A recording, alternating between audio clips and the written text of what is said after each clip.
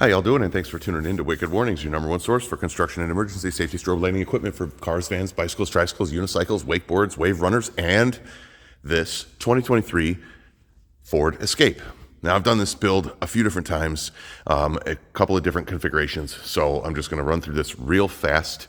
This is all amber build for a new client. What you're looking at on the front there is a LIN-6 that mounts really nicely in that grill. I'm going to link to a video with a lot more detail, but our LIN-8 would also fit in the exact same spot if you wanted a two-color amber-white combination. If you want a split color and any other combinations of colors, look at our LIN-6. Both of those lights are exactly the same size, and that's what's used on the front of this grill without a bracket. By very carefully drilling the mounting holes and the wire hole, it mounts up and it works out great.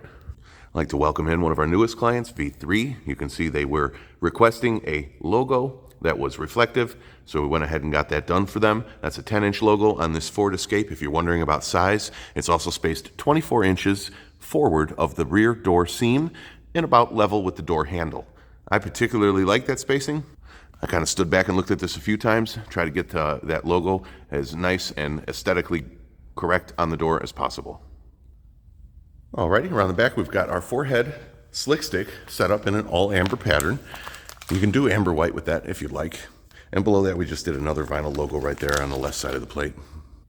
I like to use this spot for a switch on these new Escapes.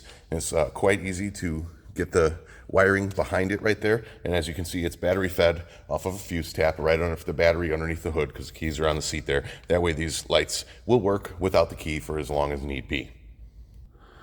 Alrighty, I hope you enjoyed this 2023 Ford Escape, one of many I've done in several different configurations.